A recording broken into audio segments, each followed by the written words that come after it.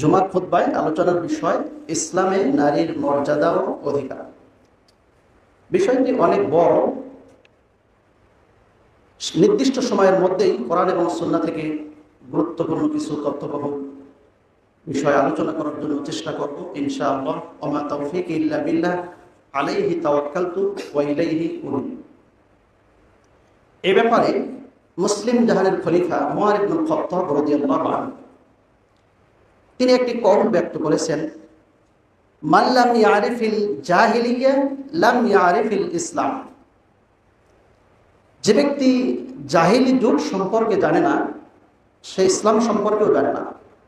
অর্থাৎ জাহিলি যুগের বিদায়, ইসলামের আগমন। যদিও ইতিপূর্বে ইসলাম ছিল, কিন্তু উম্মতি মুহাম্মাদের জন্য মুহাম্মদ সাল্লাল্লাহু আলাইহি সাল্লামের উপর কোরআনুল কারীম নাজিল হওয়ার পরে জাহিলিয়াতের যুগের অবসান ঘটে। মুহাম্মদুর রাসূলুল্লাহ সাল্লাল্লাহু আলাইহি সাল্লাম আসার পরে উম্মতে মুহাম্মাদের মধ্যে সেই জাহিলিয়াতের যুগে নারীদেরকে কিভাবে মর্যাদা দিয়েছেন, নারীদের অবস্থা কিরকম ছিল, এই বিষয়গুলো আল্লাহ রাব্বুল আলামিন কোরআনুল কারীমে উল্লেখ করেছেন।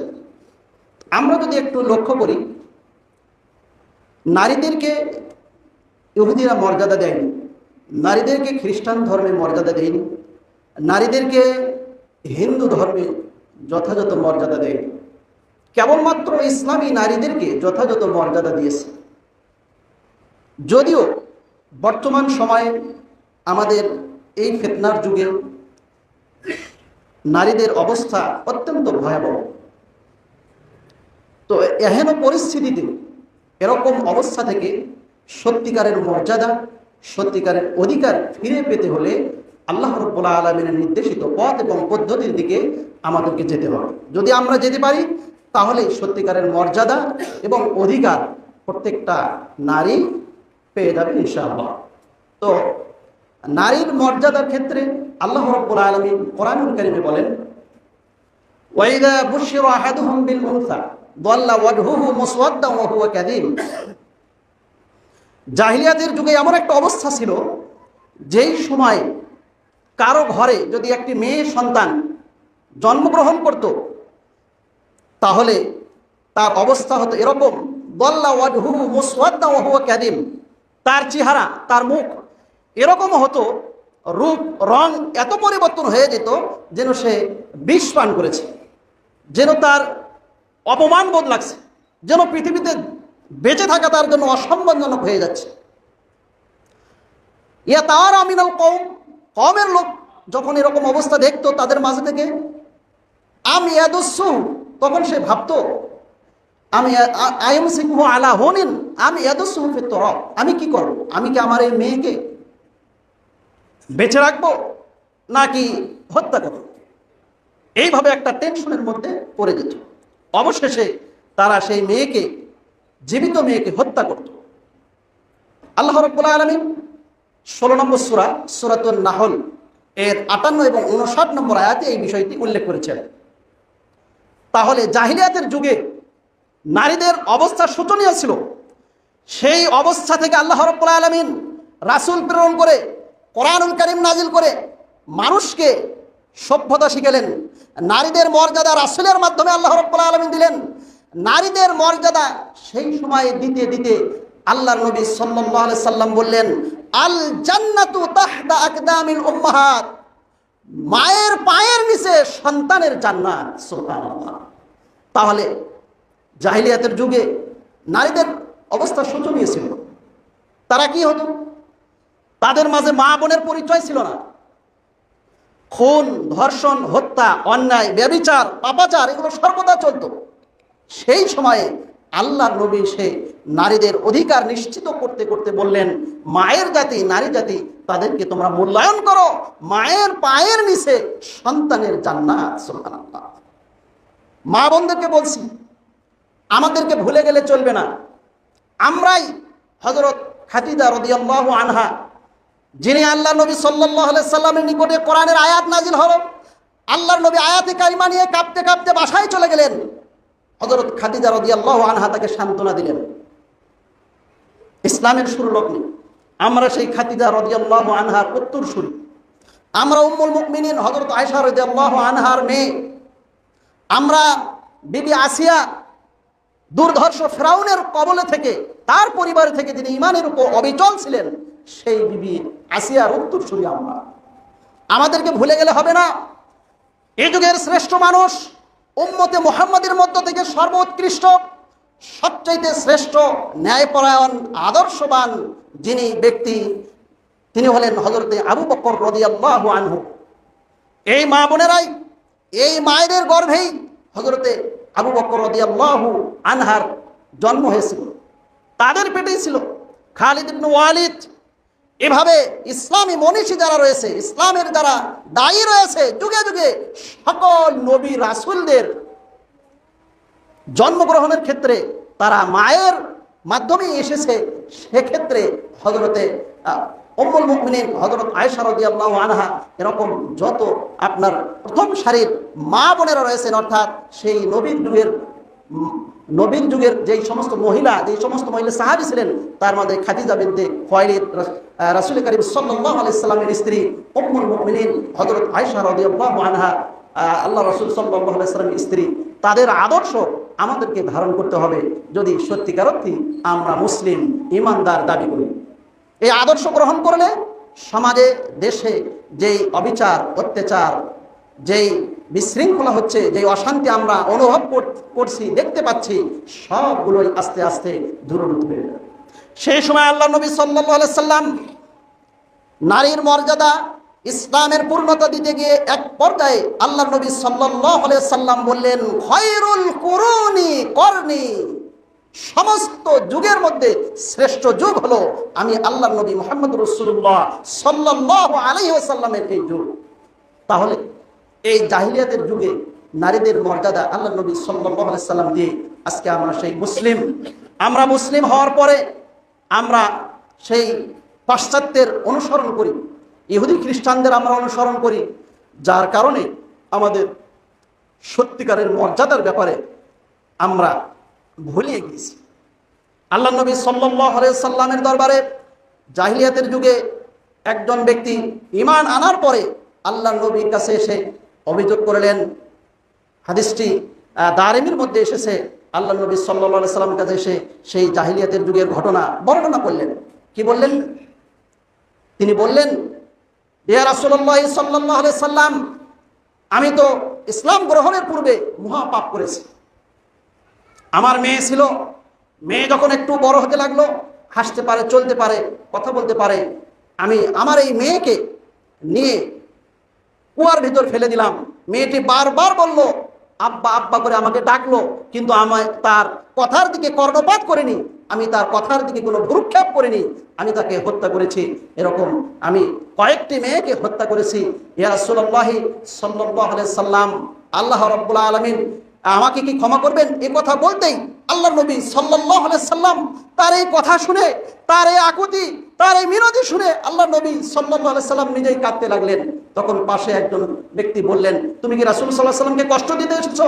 আল্লাহ নবী সাল্লাল্লাহু আলাইহি সাল্লাম তাকে বারণ করলেন, চুপ থাকো, তাকে তুমি বলতে দাও। অতঃপর আল্লাহ নবী সাল্লাল্লাহু আলাইহি সাল্লামের কাছে এই ঘটনা বর্ণনা করলেন।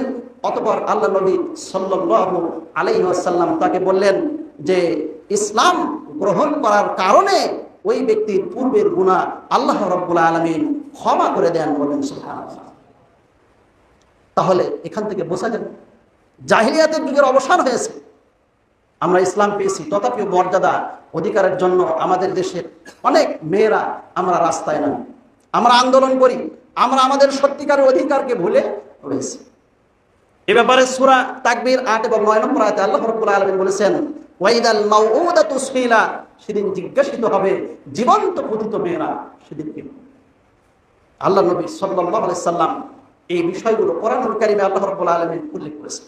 তাহলে এই এহেন পরিস্থিতিতে, এই মর্যাদা হানিকর অবস্থা থেকে ফিরে আল্লাহ রাব্বুল আলামিন তার রাসূলের মাধ্যমে নারীদের মর্যাদা নিশ্চিত করলেন।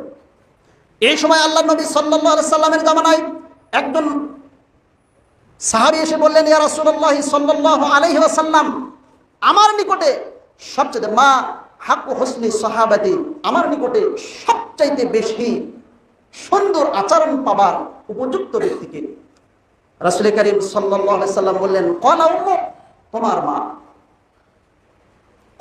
ক্বালা সুম্মা মান, অথবা রাসূল করিম সাল্লাল্লাহু আলাইহি সাল্লামকে আবার বললেন তারপর কে? তখন রাসূল করিম সাল্লাল্লাহু আলাইহি সাল্লাম বললেন ক্বালা উম্মুক, আবার বললেন আবার বললেন সুম্মা মান, অতঃপর কে? রাসূল করিম সাল্লাল্লাহু আলাইহি সাল্লাম বললেন ক্বালা উম্মুক। তোমার কাছে সবচাইতে বেশি মর্যাদা, সম্মান এবং সদাচরণ পাওয়ার অধিকার রাখে তোমার মা।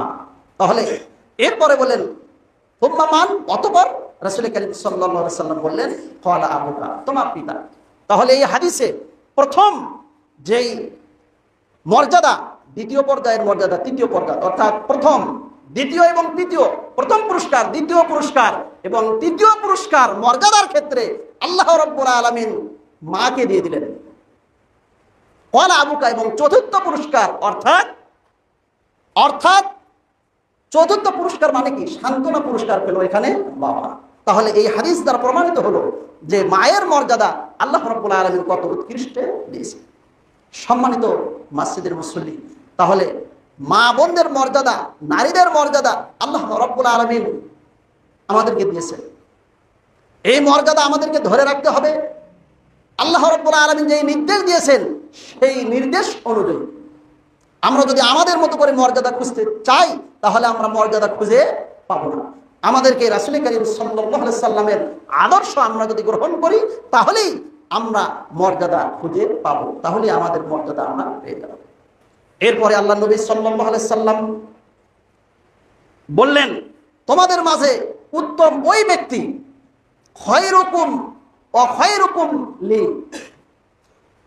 খয়রুকুম লিনিসাইহিম, তোমাদের মাঝে ওই ব্যক্তি সর্বোত্তম যে ব্যক্তি তার স্ত্রীর কাছে উত্তম। ওয়ানা খয়রুল লি, আর আমি আমার স্ত্রীর নিকটে উত্তম। তাহলে এই হাদিস প্রমাণ করে রাসূল করিম সাল্লাল্লাহু আলাইহি সাল্লাম বলেছেন যে যদি কোনো ব্যক্তি মর্যাদা, সম্মান ঠিক রাখতে চায় তাহলে তাকে স্ত্রীর কাছে ভালো হতে হবে। আমি বাহিরে অনেক জায়গায় ভালো, আমি একজন ইমাম হিসাবে ভালো, আমি একজন মন্ত্রী হিসাবে ভালো, আমি একজন চেয়ারম্যান হিসাবে ভালো, আমি একজন শ্রমিক হিসাবে ভালো, আমি একজন ব্যবসায়ী হিসাবে ভালো, ভালোর অনেক ক্ষেত্র আছে, আমি ভালো হতে পারি। কিন্তু আমি যদি আমার স্ত্রীর কাছে ভালো না হই তাহলে কি হবে? আল্লাহ নবী সাল্লাল্লাহু আলাইহি সাল্লাম বললেন এই হাদিস দ্বারা ওই ব্যক্তি উত্তম ব্যক্তি নয়। তাহলে এখানেও নারীদের মর্যাদা আল্লাহ নবী সাল্লাল্লাহু আলাইহি সাল্লাম নিশ্চিত করেছেন। তো আমরা যদি এই মর্যাদার ক্ষেত্রগুলোকে একটু বিন্যাস করি তাহলে দেখা যায় একজন নারী প্রথমে সে কন্যা সন্তান হিসাবে এই পৃথিবীতে আসে। কন্যা সন্তান হিসাবে আল্লাহ নবী সাল্লাল্লাহু আলাইহি সাল্লাম তার মর্যাদার ব্যাপারে, তার সম্মানের ব্যাপারে, তার অধিকারের ব্যাপারে রাসূল করিম সাল্লাল্লাহু আলাইহি সাল্লাম নির্দেশনা দিয়েছেন। তিনি বলেছেন মান আদ্দাবাহুন্না ওয়া যাওয়াজাহুন্না ওয়া মান আলা সালাসা বানাত, মান আদ্দাবাহুন্না ওয়া যাওয়াজাহুন্না ওয়া আহসানা ইলাইহিন্না ফাদাখালাহুল জান্নাহ। সুবহানাল্লাহ। যে ব্যক্তি তিনটি মেয়ে পেল, মুসনাদে আহমদের হাদিস, তিনটি মেয়েকে আদ্দাবাহুন্না, তাকে শিষ্টাচার শিখালো, তাকে সভ্যতা শিখালো, আদব শিক্ষা দিল, এরপরে যাওয়াজাহুন্না, তাকে বিবাহ দিল, সৎ পাত্রস্থ করলো, এরপর তার সাথে সুন্দর আচরণ করলো। এই তিন আমলের বিনিময়ে আল্লাহর নবী সাল্লাল্লাহু আলাইহি সাল্লাম বললেন যে আল্লাহ রাব্বুল আলামিন এই তাকে সম্মান করার কারণে, তার মর্যাদা দেওয়ার কারণে আল্লাহ রাব্বুল আলামিন তাকে জান্নাত দিয়ে দিবেন। সুবহানাল্লাহ। সম্মানিত মসজিদের মুসল্লি, তাহলে নারীদের মর্যাদা ইসলাম যথেষ্ট দিয়েছে। এরপরে একজন স্ত্রী হিসাবে মর্যাদা দিয়েছেন যে হাদিসটি একটু আগেই বললাম। এরপরে মা হিসাবে মর্যাদা দিয়েছেন যে হাদিসটি তার আগেও আমি উল্লেখ করলাম। তাহলে একজন মেয়ে হিসাবে ইসলাম তাকে যথেষ্ট মর্যাদা দিয়েছে, একজন স্ত্রী হিসাবে ইসলাম তাকে যথেষ্ট মর্যাদা দিয়েছে, একজন মা হিসাবে ইসলাম তাকে যথেষ্ট মর্যাদা দিয়েছে। সম্মানিত মসজিদের মুসল্লি, তাহলে ইসলাম যে মর্যাদা দিয়েছে এই মর্যাদা আমাদেরকে বুঝতে হবে, এই মর্যাদা আমাদেরকে ধরে রাখতে হবে। এই মর্যাদা অর্জন করার জন্য আমাদেরকে প্রথমত দুইটি কাজ করতে হবে। একটি হলো আল্লাহ এবং তার রাসূলের সুন্নাহকে গুরুত্ব দিতে হবে, আল্লাহ এবং তার রাসূলের সুন্নাহ অনুযায়ী আমল করতে হবে এবং স্বামীর আনুগত্য করতে হবে। এই মর্যাদা মূল্যায়ন করার জন্য কোরআন সুন্নাহ মানতে হবে এবং স্বামীর আনুগত্য করতে হবে। একটু লক্ষ্য করুন, একজন নারীর জন্য সর্বপ্রথম তাকে সচেতন করেন, তাকে গাইড দেওয়ার জন্য, তাকে সংরক্ষণ করার জন্য আল্লাহ রাব্বুল আলামিন প্রথমে তার পিতাকে কি করলেন? নিযুক্ত করলেন। তার জন্য তার পিতা গাইডলাইন, এরপর তার ভাই তার গাইডলাইন, এরপর তার স্বামী তার জন্য গাইডলাইন, এরপর তার সন্তান তার জন্য গাইডলাইন। একজন মেয়েকে 4টি ধাপে আল্লাহ রাব্বুল আলামিন তার সম্মান মর্যাদা সুন্দর রাখার জন্য আল্লাহ রাব্বুল আলামিন এই 4টি পদ্ধতি দিয়েছেন। প্রথম নম্বর কি? তার পিতা তাকে কি করবেন? মর্যাদার আসনে ঠিক রাখবেন। এরপর তার ভাই, এরপরে তার স্বামী, এরপর তার সন্তান। 4 জন পুরুষ একজন নারীকে সংরক্ষণ করার জন্য তার সতীত্ব, তার মর্যাদা, তার সম্মান, তার অধিকার ঠিক রাখার জন্য তারা কার্যক্রম চালিয়ে যাবে। এখন আজকে দেখা যায় আমাদের সমাজে অনেক নারী আছে যে তারা পর্দার ভিতর চলতে থাকে না, তারা পর্দা কি জিনিস এটা বোঝে না, অথচ 5 ওয়াক্ত সালাত আদায় করে, 5 ওয়াক্ত সালাত আদায় করে, কিন্তু পর্দার বিষয়ে কোনো খেয়াল নাই। এ মর্মে নাসাই 2562 নম্বর হাদিস, রাসূল করিম সাল্লাল্লাহু আলাইহি ওয়াসাল্লাম বলেছেন, এই হাদিসের মধ্যে আল্লাহ নবী সাল্লাল্লাহু আলাইহি ওয়াসাল্লাম বলেন যে ইন্নাল্লাহা হারামা, রাসূল করিম সাল্লাল্লাহু আলাইহি ওয়াসাল্লাম বলেছেন যে ওয়াল আকু, এই হাদিসের মধ্যে বলেছেন যে আমি আল্লাহ রাব্বুল আলামিন চিরদিন পিতামাতার অবাধ্য হওয়াকে আমি হারাম করে দিয়েছি। পিতামাতার অবাধ্য হতে পারবে না, এই যে ব্যক্তি পিতামাতার অবাধ্য হবে ওই ব্যক্তি জান্নাতে যেতে পারবে না। এই হাদিসে 3টি কথা উল্লেখ করেছেন। 1, যে পিতামাতার অবাধ্য হবে সে জান্নাতে যেতে পারবে না। 2, ওয়াদ দায়ুস, যে ব্যক্তি দায়ুস ওই ব্যক্তি জান্নাতে যেতে পারবে না। যে ব্যক্তি দায়ুস ওই ব্যক্তি জান্নাতে যেতে পারবে না, এবং যে পিতামাতার অবাধ্য চলে সেই ব্যক্তি জান্নাতে যেতে পারবে না। তো আমি এই 2 নম্বর কথাটি বলছি। এখানে দায়ুস বলতে কি বোঝানো হয়েছে? আর দায়ুস আল্লাযী ইউকিরু ফি আহলিল খাবাইস, দায়ুস হচ্ছে ওই ব্যক্তি যে ব্যক্তি তার পরিবারে বেহায়ার সুযোগ দেয়। তার স্ত্রী আছে, স্ত্রী বেপরদায় চলে, মেয়ে আছে বেপরদায় চলে, তারা খেয়াল খুশি মতো চলে, তারা যে পৃথিবীর দামি সম্পদ, তারা যে পৃথিবীর এত আল্লাহ যে তাদেরকে মর্যাদাবান করেছেন, এই মর্যাদার কথা তারা ভুলিয়ে যায়। সম্মানিত মসজিদের মুসল্লি, তাহলে আর দায়ুস লা ইয়াদখুলুল জান্নাহ, যে ব্যক্তি দায়ুস হবে ওই ব্যক্তি জান্নাতে যেতে পারবে না। এই হাদিস আমরা অনেকেই জানি, কিন্তু আজকে আমাদের সমাজে দেখা যায় হাজী সাহেব হজ করেছেন, 5 ওয়াক্ত সালাত আদায় করেন, মসজিদে এসে সালাত আদায় করেন, তাসবিহ দেবেন, কিন্তু তার স্ত্রী পর্দার মধ্যে থাকে, তার মেয়ে পর্দার মধ্যে থাকে না। অনুরূপভাবে আমরা যারা অনেকেই সাধারণ মুসল্লি রয়েছি 5 ওয়াক্ত সালাত আদায় করি, কিন্তু আমরা পর্দার মধ্যে থাকার চেষ্টা করি না। পর্দা কি? পর্দা হলো নিজের মনকে, নিজের ঈমানকে আল্লাহ এবং তার রাসূলের আনুগত্য অনুযায়ী করে, অর্থাৎ বাড়ির ভিতরেও পর্দা রয়েছে, বাড়ির বাহিরেও পর্দা রয়েছে। পর্দার ব্যাপারে আল্লাহ রাব্বুল আলামিন পবিত্র কোরআনুল কারীম সূরা নূরের 30 এবং 31 নম্বর আয়াতে সুন্দরভাবে বলে দিয়েছেন। আল্লাহ রাব্বুল আলামিন বলেন, কুল্লিল মুমিনিনা ইয়াগুদ্দু মিন আবসারিহিম, হে নবী আপনি মুমিনদেরকে বলে দিন তারা যেন তাদের দৃষ্টিকে অবনত করে, ওয়া ইয়াহফাযু ফুরুজাহুম, এবং তাদের লজ্জা স্থানের হেফাজত করে, যালিকা আজকা লাহুম, এটা তাদের জন্য অধিকতর পবিত্র। ইন্নাল্লাহা খাবীরুম বিমা ইয়াসনাউন, আর এটা হচ্ছে এই তোমরা যা কিছু করো আল্লাহ রাব্বুল আলামিন এই বিষয়ে জানেন। এর পরের আয়াতে প্রথমে মুমিন পুরুষদেরকে বললেন, দ্বিতীয় আয়াতে আবার মুমিন নারীদেরকে আল্লাহ রাব্বুল আলামিন বললেন, ওয়া কুল্লিল মুমিনাতি ইয়াগুযুদনা মিন আবসারিহিন্না ওয়া ইয়াহফাযুনা ফুরুজাহুন্না। সূরা নূরের 31 নম্বর আয়াত। এই আয়াতের মধ্যে আল্লাহ রাব্বুল আলামিন 13 জন মানুষের কথা উল্লেখ করেছেন, 13 জন মানুষের কথা।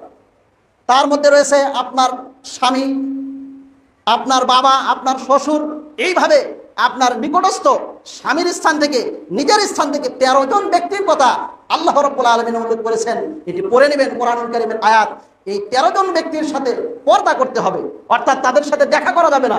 তারা বেগানা পুরুষ, তারা হচ্ছে তাদের সামনে পর্দা করা ফরজ, তাদেরকে দেখা দেওয়া যাবে না। কিন্তু আজকে আমাদের সমাজে এই পর্দা বিষয়টি একদমই নাই। সমাজের ভিতরে পর্দা যে ফরজ বিধান, এই বিষয়ে আমাদের কোনো ভ্রুক্ষেপ নাই। চাচাতো ভাই, খালাতো ভাই, মামাতো ভাই, ফুফাতো ভাই, তাদের সাথে দেখা দেওয়া জায়েজ নাই। কিন্তু আজকে চাচাতো ভাই মামাতো ভাইয়ের সাথে দেখা হচ্ছে হর হামেশা। চাচাতো ভাইয়ের সাথে ঘুরতে যায়, মামাতো ভাইয়ের সাথে ঘুরতে যায়। এই যে আমল, এগুলো হচ্ছে কোরআন এবং সুন্নাহ বিরোধী। তো পর্দার বিধান আল্লাহ রাব্বুল আলামিন ফরজ করে দিয়েছেন। পর্দার বিধান কি? ফরজ করে দিয়েছেন। তো ফরজটা কি রকম আমরা যদি একটু লক্ষ্য করি তাহলে দেখা যাবে যে আমরা জোহর সালাত আদায় করলে আসর পর্যন্ত ফরজ সালাত বন্ধ, আসর সালাত আদায় করলে মাগরিব পর্যন্ত আবার ফরজ সালাত বন্ধ। আমরা যদি হজ করি তাহলে এই বছর হজ করলাম, জীবনে একবার হজ ফরজ, আবার যদি সামনে বছর আমি হজ করতে যাই ওমরা করার জন্য তাহলে 1 বছর বিরতি। অনুরূপভাবে যদি যাকাত প্রদান করি তাহলে যাকাতটা এই বছরে যাকাত দিলাম, পরের বছর আসার পূর্ব সময় পর্যন্ত আমি আর যাকাত দিতে বাধ্য নই। কিন্তু পর্দা, পর্দা দিন রাত 24 ঘন্টা প্রত্যেকটা মুহূর্তের জন্য ফরজ।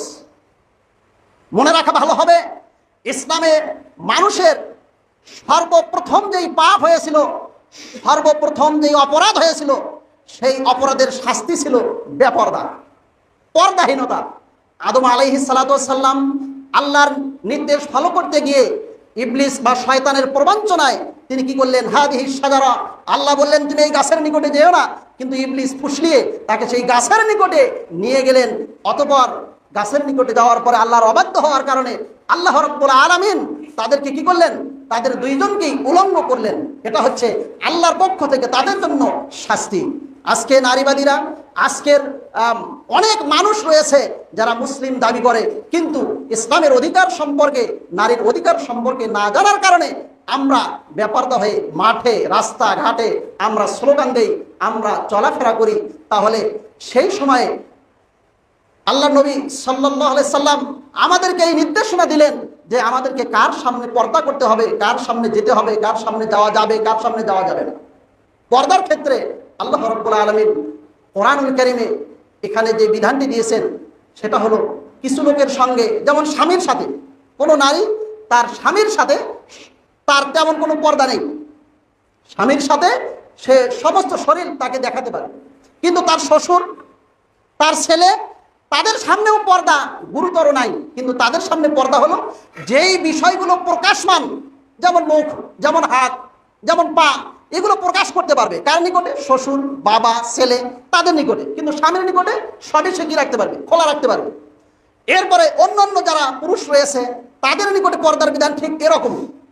এই বিষয়গুলো আমাদেরকে খেয়াল করতে হবে, তাহলে আমার সালাত আদায় করে আমার জন্য উপকার হবে, আমার জন্য কল্যাণ হবে। আমরা যদি সালাত আদায় করি, আমার স্ত্রী বেপরদায় ঘরে, মা বোনদেরকে বলবো, আমরা অনেকেই মসজিদে সালাত আদায় করতে আসি। আবু দাউদের 565 নম্বর হাদিস, আল্লাহ নবী সাল্লাল্লাহু আলাইহি সাল্লাম বলেছেন, লা তামনাউ ইমা আল্লাহ, যদি কোনো মহিলা সালাতে আসতে চায় আল্লাহর বান্দি, তাহলে তোমরা তাকে নিষেধ করিও না। তাহলে তোমরা তাকে কি? নিষেধ করিও না।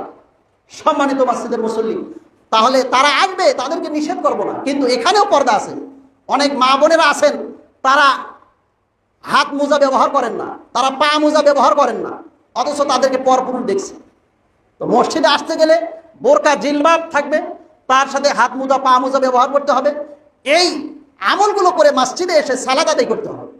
বাড়ির ভিতরে থাকতে গেলে স্বামীর সাথে পর্দার যে স্তর রয়েছে, সন্তানের সাথে, এরপর প্রতিবেশীর সাথে, এরপর আত্মীয় স্বজনের সাথে পর্দার যে সীমারেখা রয়েছে, এই বিষয়গুলো যদি আমরা মূল্যায়ন না করি তাহলে আমরা সালাত আদায় করেও আমাদেরকে জাহান্নামে যেতে হবে। তাহলে এই পর্দাটা কার মাধ্যমে পালন হবে? পর্দাটা মূলত পুরুষের মাধ্যমে পালন হবে। বাড়ির যেই কর্তা পিতা, বাড়ির যেই কর্তা স্বামী, তারা যদি এই আমলগুলো ঠিকভাবে না করে তাহলে একজন নারী পর্দা করতে পারবে না। অনেক নারী আছে পর্দা করতে চায়, কিন্তু তার স্বামী তাকে পর্দার ব্যাপারে গুরুত্ব দেয় না, অথচ সে সালাত আদায় করে। আল্লাহ নবী সাল্লাল্লাহু আলাইহি সাল্লাম এই কথাটি বলেছেন যে যে ব্যক্তি দায়ুস, অর্থাৎ তার পরিবারে বেহায়ার সুযোগ দেয়, বেপর্দা রয়েছে, মানুষের মাঝে চলাফেরা করে ওপেন, তার পর্দার কোনো বিষয় থাকে না, তাহলে ওই ব্যক্তির যে স্বামী, যার অভিভাবক, তারা জাহান্নামে যাবে। এই কথাটি আল্লাহ নবী সাল্লাল্লাহু আলাইহি ওয়াসাল্লাম বলেছেন। সম্মানিত মসজিদের মুসল্লি, তাহলে নারীর অধিকার, নারীর মর্যাদা ঠিক রাখতে গেলে অবশ্যই আমাদেরকে পর্দা মেনটেন করতে হবে, স্বামীর আনুগত্য করতে হবে। আল্লাহ নবী সাল্লাল্লাহু আলাইহি ওয়াসাল্লাম বলেছেন, ইদা সাল্লাতিল মারআতু খামসাহা ওয়া সামাত শাহরাহা ওয়া আহসানাত ফারজাহা। এই হাদিসে 4টি কথা আল্লাহ নবী সাল্লাল্লাহু আলাইহি ওয়াসাল্লাম উল্লেখ করেছেন। যে ব্যক্তি 5 ওয়াক্ত, যেই নারী 5 ওয়াক্ত ফরজ সালাত আদায় করবে, লজ্জা স্থানের হেফাজত করবে, স্বামীর আনুগত্য করবে এবং রমাদান মাসের ফরজ সিয়াম আদায় করবে, ওই নারী জান্নাতের যে কোনো দরজা দিয়ে প্রবেশ করতে পারবেন। আল্লাহ রাব্বুল আলামিন তাকে এই সুযোগ দান করবেন। বলেন আলহামদুলিল্লাহ। সম্মানিত মসজিদের মুসল্লি, আমার পর্দার আড়ালের মা বোনেরা, তাহলে এই পর্দার বিষয়ে মা বোনদেরকে তো সচেতন হতেই হবে, তার সাথে আমরা যারা অভিভাবক আছি আমরা সচেতন হব। আমার মেয়েটা স্কুলে যাচ্ছে, সেখানে সে পর্দা মেনটেন করছে কিনা এটা খেয়াল রাখতে হবে। আমার স্ত্রী বাড়ির বাহিরে যায়, সেই বিষয়টা আমাকে খেয়াল করতে হবে। অনেক মহিলা আছে, অনেক মা বোন রয়েছেন যারা মসজিদে সালাত আদায় করতে আসেন, এটা অত্যন্ত ভালো গুণ, কিন্তু বাড়িতে গেলে যখন এই বাড়ি আরেক বাড়ি প্রতিবেশীর সাথে কোনো প্রয়োজনে যেতে হয়, অনেক সময় ডাক্তারের কাছেও যায়, তখন তারা বোরকা পরাকে প্রয়োজন মনে করে না, বড় ওড়না পরাকে জরুরত মনে করে না, কিন্তু পর্দা সর্বদা ফরজ। যেই মহিলা, যেই নারী এই পর্দা মেনটেন করে চলবে, এই গানা বেগানা পুরুষ খেয়াল করবে, মাহারাম ব্যক্তি ছাড়া বাদ বাকি যেই মানুষ রয়েছেন, আত্মীয় স্বজন, দিনী ভাই, তাদের সামনে আপনাকে পর্দা মেনটেন করে চলতে হবে, ফরজ পর্দা পালন করতে হবে। পর্দা পালন করলে লাভ কি? পর্দা এমন একটা ইবাদত, যে ইবাদতের মাধ্যমে আল্লাহ রাব্বুল আলামিনের নাজিল কিন্তু ফরজ একটি বিধান 24 ঘন্টা পালন করা হয়। সুবহানাল্লাহ। পর্দা যদি কেউ পালন করে তাহলে এর মাধ্যমে আল্লাহ রাব্বুল আলামিন তার উপর রহমত নাজিল করেন এবং ফেরেশতারা তার জন্য দোয়া করেন এবং তার জন্য ক্ষমা প্রার্থনা করেন। আর যে ব্যক্তি পর্দা পালন করে, যেই মহিলা, যেই নারী, তার জন্য আল্লাহ রাব্বুল আলামিন কি করেন?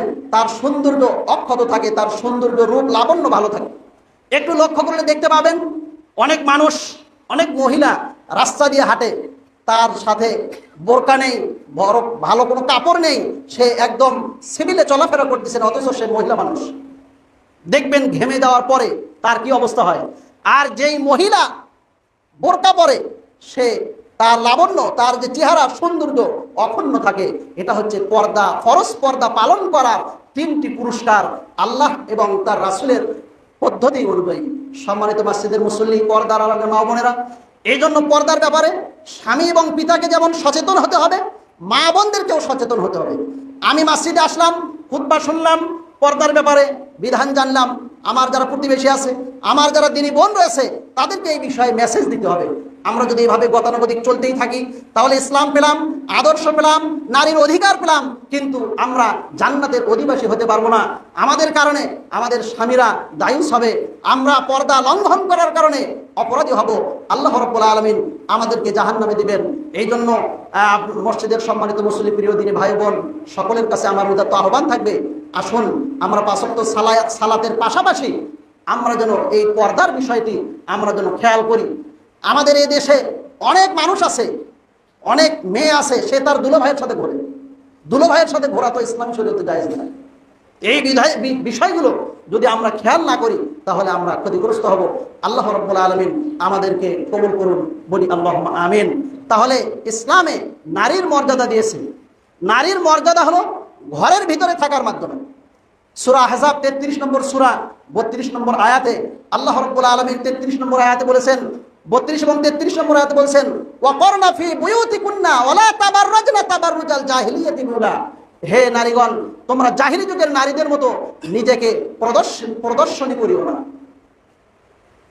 তাহলে জাহিলি যুগের নারীরা বেপরদা হয়ে ঘুরতো, যারা মুসলিম মহিলা তাদেরকে এখান থেকে বিরত থাকতে হবে, বেপরদা হয়ে ঘোরাফেরা করা যাবে না। আমাদের মা বোনদের মাঝে আমি অনেক সময় খেয়াল করা যায়, অনেক সময় দেখা যায় যে আমরা পর্দার ক্ষেত্রে সেন্সিটিভ নই। আমি গোসল করেছি, আমি একজন মহিলা মানুষ, আমার পায়জামাটা আমি ওই রাস্তায় রোদে শুকাইতে দিয়েছি, এটা পর্দার খেলাপ। আমার পায়জামাটা কেন রাস্তায় যাবে? আমার পায়জামাটা পরপুরুষ দেখবে, সেখানে দৃষ্টিকটু হবে, পর্দার আইন লঙ্ঘন হবে, তাহলে তার অন্তরের জেনা হবে, তাহলে তার চোখের জেনা হবে। সেই কারণে আমি পাপী হয়ে যাব। তো এই জন্য আমরা কাপড় যখন শুকাতে দেব, সেই কাপড়গুলো যতটুকু সম্ভব সেফে আমরা বাড়ির ভিতরে, বিশেষ করে মহিলাদের কাপড় আমরা এভাবে ভিতরে শুকাইতে দেব। এটা একটা গুরুত্বপূর্ণ আমল, আমরা যেন এই বিষয়ে খেয়াল করি। এরপরে আল্লাহ রাব্বুল আলামিন কোরআনুল কারীমে সূরা আহজাবের এই 32 নম্বর আয়াতে বলছেন, ইয়া নিসা নাবিয়্যি লাস্তুন্না কাহাদিম মিন নিসা। এই আয়াতে একটি মূলনীতি দিয়েছেন। কি মূলনীতি? আল্লাহ নবী সাল্লাল্লাহু আলাইহি সাল্লাম এই আয়াত দ্বারা আমাদেরকে শিক্ষা দিয়েছেন মহান আল্লাহ রাব্বুল আলামিন, যে ইয়া নিসা নাবিয়্যি, হে নবীদের স্ত্রী, তোমরা সাধারণ নারীর মতো নও। তোমরা কি সাধারণ নারীর মতো নও? তাহলে এই আয়াত দ্বারা বোঝা গেল নবীর স্ত্রী এবং সাধারণ নারী তাদের মধ্যে চলাফেরার কিছুটা তারতম্য হবে। যারা মুসলিম নারী তাদের মাঝে এবং যারা হিন্দু বা অন্য ধর্মের নারী তাদের মাঝে চলাফেরার কি হবে? তারতম্য হবে। মর্যাদার ব্যবস্থা থাকবে, তাদের মর্যাদা বেশি। নারীদের মর্যাদার ক্ষেত্রে এই বিষয়গুলো আমাদেরকে খেয়াল রাখতে হবে। তাহলে নবীর স্ত্রী এবং সাধারণ স্ত্রীগণ এক নয়। তো সেক্ষেত্রেই দেখা যায় যারা আলেম ওলামা তাদের স্ত্রী এবং যারা সাধারণ মানুষ তাদের স্ত্রীও এক নয়, কিন্তু পর্দা সবার জন্যই ফরজ। আপনি যদি এখন হিন্দুদের অবস্থা দেখেন তাহলে তার সাথে আপনাকে মিলালে হবে না, আপনার আমল তার সাথে মিলালে কোনো উপকার হবে না। আপনার আমল মিলাতে হবে হযরত আপনার উম্মুল মুমিনিন হযরত আয়েশা রাদিয়াল্লাহু আনহার সাথে। তো এইভাবে পর্দার বিষয়গুলো আমরা খেয়াল করব। অধিকারের কথা যদি আমরা বলি, তাহলে আল্লাহ রাব্বুল আলামিন নারীদেরকে অধিকার থেকে তাদের যে নিশ্চিত অধিকার সেটা আল্লাহ রাব্বুল আলামিন দিয়েছেন। যেমন উত্তম আচরণ পাওয়ার অধিকার। আল্লাহ রাব্বুল আলামিন বললেন সূরা নিসা আয়াত নাম্বার 19, এই আয়াতের মধ্যে বললেন ওয়াশিরুহুন্না বিল মারুফ, তোমরা তাদের সাথে উত্তম আচরণ করো। সূরা বাকারার 228 নম্বর আয়াতে বললেন ওয়ালির রিজালি আলাইহিন্না দারাজা ওয়ালাহুন্না মিথলুল্লাযী আলাইহিন্না বিল মারুফ, তোমরা নারীদের সাথে উত্তম আচরণ করো। ওয়ালির রিজালি আলাইহিন্না দারাজা, আর নারীদের উপরে পুরুষদের মর্যাদা আল্লাহ রাব্বুল আলামিন দান করেছেন। এরপর আল্লাহ রাব্বুল আলামিন সূরা নিসার 34 নম্বর আয়াতে আল্লাহ রাব্বুল আলামিন বললেন আর রিজালু কাওয়ামুনা আলান নিসা, নারীদের উপর কর্তৃত্ব দান, নারীদের উপর কর্তৃত্ব রাখবে পুরুষ। কেন? আর রিজালু কাওয়ামুনা আলান নিসাই বিমা ফাদ্দালাল্লাহু বা'দাহুম আলা বা'দ ওয়া বিমা আনফাকু মিন আমওয়ালিহিম, কেননা নারীদের ব্যাপারে পুরুষেরা তাদের জন্য সম্পদ ব্যয় করে, তাদের উপর কর্তৃত্ব রাখে। এগুলো অনেকগুলো কারণ রয়েছে। আমরা যদি একটু লক্ষ্য করি আল্লাহ রাব্বুল আলামিন মর্যাদা কেন দিয়েছেন, শক্তির ক্ষেত্রে, বুদ্ধির ক্ষেত্রে, আমলের ক্ষেত্রে, ইবাদতের ক্ষেত্রে নারীদের অনেক ক্ষেত্রে অপূর্ণতা রয়েছে। এই জন্যই আল্লাহ রাব্বুল আলামিন নারীদের উপরে পুরুষের অধিকার দিয়েছেন, পুরুষের উপর নারীদের অধিকার দিয়েছেন। তাহলে নারীদের যত অধিকার রয়েছে তার মধ্যে একটি হলো উত্তম আচরণ পাওয়ার অধিকার। 2 নম্বর, নারীদের আপনার বিদ্যা বা ইলম অর্জনের অধিকার। আল্লাহর নবী সাল্লাল্লাহু আলাইহি সাল্লাম বলেছেন তলাবুল ইলমি ফারিদাতুন আলা কুল্লি মুসলিম, প্রত্যেক নর নারীর উপরে ইলম অর্জন করা ফরজ করে দিয়েছেন। তাহলে নারীও এখানে শিখতে পারবে, পুরুষও শিখতে পারবে। সহিহ বুখারীর 5027 নম্বর হাদিসে আল্লাহ নবী সাল্লাল্লাহু আলাইহি সাল্লাম বলেছেন খায়রুকুম মান তাআল্লামাল কুরআন ওয়া আল্লামা, তোমাদের মাঝে সেই ব্যক্তি শ্রেষ্ঠ যে নিজে কোরআন শেখে এবং অপরকে শেখায়। এখানে নারীদের কথা স্পেশালভাবে আলাদা বলা হয়নি। এই হাদিসের মধ্যে নারীদেরও শেখার অধিকার এবং শেখানোর অধিকার রয়েছে।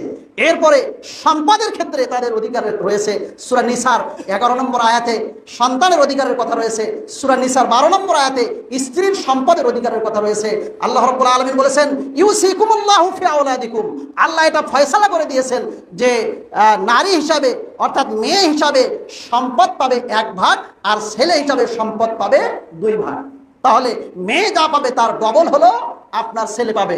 12 নম্বর আয়াতে বলছেন ওয়ালা হুন্নার রুবু মিম্মা তারাকতুম ইল্লাম ইয়াকুল্লাকুম ওয়ালাদ, অর্থাৎ কোন পুরুষের স্বামী যদি মারা যায় তাহলে তার সন্তান যদি না থাকে তাহলে সে 4 ভাগের 1 ভাগ সম্পদ পাবে।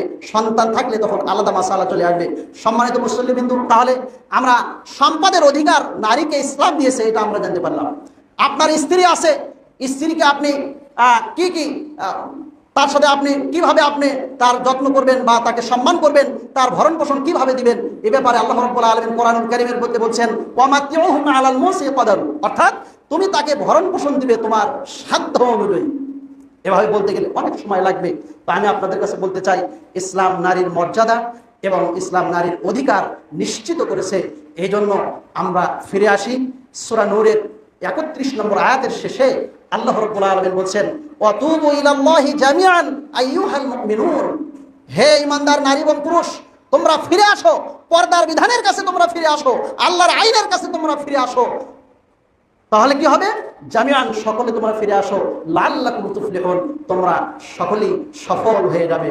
সম্মানিত মসজিদের মুসল্লি, তাহলে নারীর অধিকার এবং মর্যাদা সম্পর্কে আমরা যেই কোরআনের আয়াত এবং হাদিসগুলো শুনলাম, এগুলোর উপরে আল্লাহ সুবহানাহু ওয়া তাআলা আমাদেরকে আমল করার তৌফিক দান করুন। সকলে বলি আল্লাহুম্মা আমিন।